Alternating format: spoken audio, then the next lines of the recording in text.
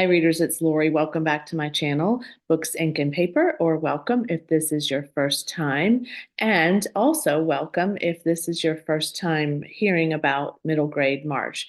It's a very popular readathon that happens every March for the entire month, but there are a lot of people on BookTube that don't necessarily watch content creators that focus on middle grade reads. So this may not be your cup of tea, and that's okay. You can just pause out and come back for another video at another time. I also don't always participate in middle grade March, and quite frankly, I don't read a lot of middle grade titles. But there are a couple, as I was thinking about middle grade March, that I have had on my TBR, in my head anyway, for a bit of time. And I think it might be time to take a look at maybe one or two, or maybe all three of them. So this is my middle grade March pile of possibilities video. Let's get started. This one I've had for a while, and I have to be quite honest, I bought this one for my oldest granddaughter.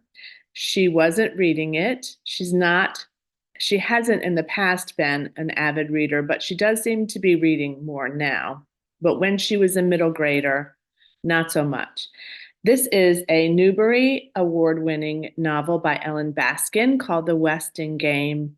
And we got this together. We were shopping at a bookstore. She was really interested in it, so I got it for her. And because it lingered on her shelves for a while, I took it back, and now it's been lingering on my shelves for a while, and it really is time for me to return it to her. So the reason this one appeals to me, I love this cover, obviously, too, but the reason this one appeals to me is it is a book about a game, and I'm pretty keen on those.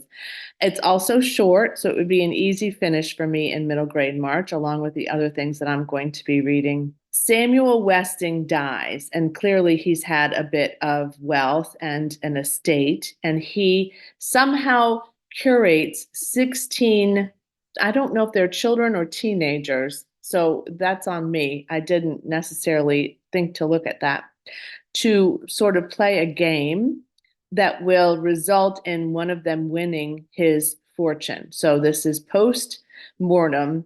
He has grabbed all these folks, and the reading of a will probably has said, hey, you're going to play this game, and whoever wins, wins big. But there's also a murder involved. So while they're playing this game, I think they discover that they have to solve the murder too.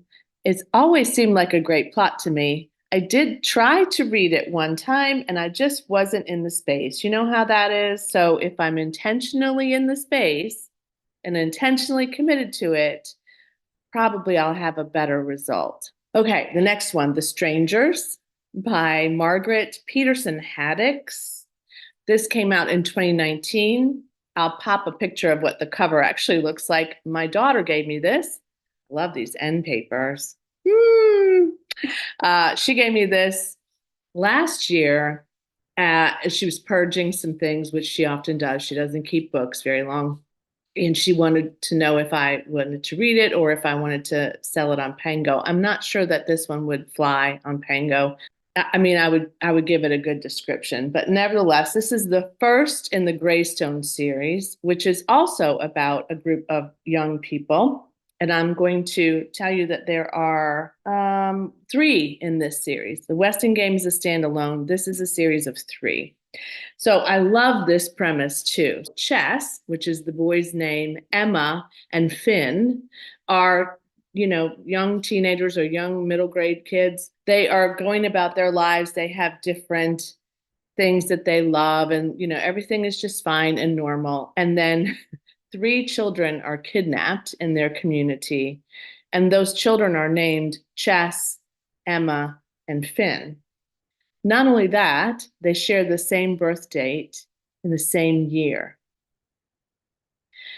Simultaneously, their mother goes on a trip unexpectedly and leaves them in the care of Mrs. Morales and her daughter, Natalie. So they are now with two other people, but also trying to figure out what possibly could have happened to these children, and why are they named the exact same names, and why do they have the exact same birthdays? It sounds really good to me. And if I like it, I do have book 2 in this series in the other room. So I may go on to that. And book 2 of the Greystone series is called The Deceivers. I don't know if these are each solved in each one or if they continue, but again, there are 3 of them. The third one is called The Messengers. That one really excites me too. I'm not sure Megan loved it, but maybe it was the second one she didn't love, or maybe she didn't really love the first one and loved the second one. I can't remember, but either way, I don't want to know. I just want to read them. And then the last one is a series that my partner and I purchased for our niece, Jody, who is now in college. But so this one was purchased for her a long time ago. And not long after she went to college, she did a purge of some of her books. Now, that child probably rivals us for how much she reads and how many books she collects. But she's brilliant, just absolutely brilliant. And she's excelling in college, and we're so, so happy for her. But she unloaded a bunch of books, and her mom came. We went to have lunch with them, and they had a box, and they said, hey, go through this box before we take it to wherever they were going to take it. And we found these and thought, oh, those are the ones we got her. And they were really like fun reads that we thought she would enjoy, which she did. So I grabbed them back out. So this is book 1, Disney After Dark in the Kingdom Keepers series by Ridley Pearson. And we are a Disney family for sure. So, of course, this just seemed like it was right up our street. And I have heard some good things. I do love this cover too. So this is interesting. This is book 1, and I think there are 7 of these, but don't quote me on that because I am not looking it up. So Finn, which is the main character, and 4 other teenagers whose names I don't know, are hired as sort of holographic Disney World guides. Can you imagine? I mean, you can imagine because it's Disney, right? And these holographic guides are going through the park and showing guests, different things about the park and those kinds of things. But then there's an uprising by the Disney villains.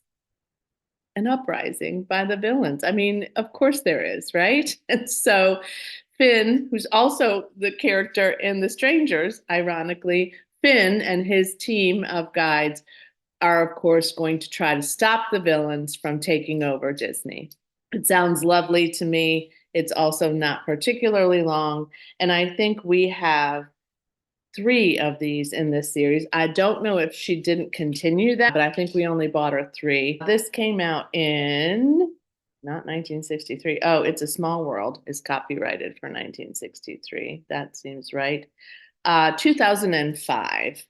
And each of these have some little or larger illustrations. This one is really, it appears, just these pens on each chapter, but I don't see any other illustrations besides that, unless they're talking about the illustrated cover. And that's quite fantastic, isn't it? And you can see the Disney castle there as well.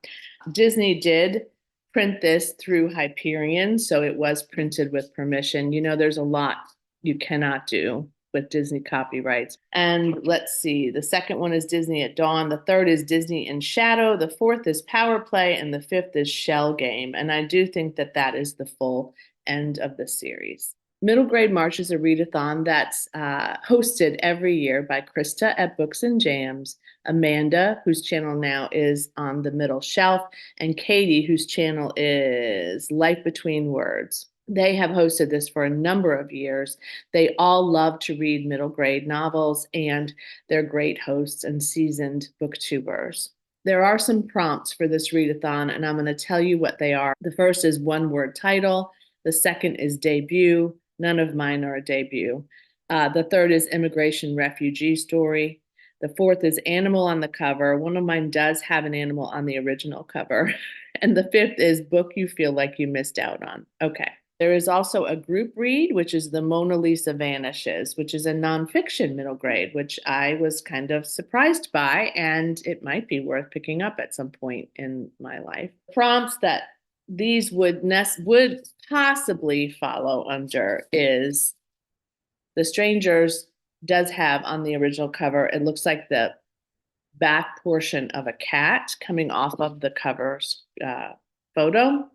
And then this one is a book that I feel like I missed out on. I really did want to read this, and I didn't. So I think it's time. I think this will probably be the priority of the three for me. Now I've told you about middle grade March. I've told you about what I'm going to read for middle grade March. I can't wait to hear if you're participating too. And if so, what's on your pile of possibilities to read? And as always, happy reading. Thanks for joining me. Bye.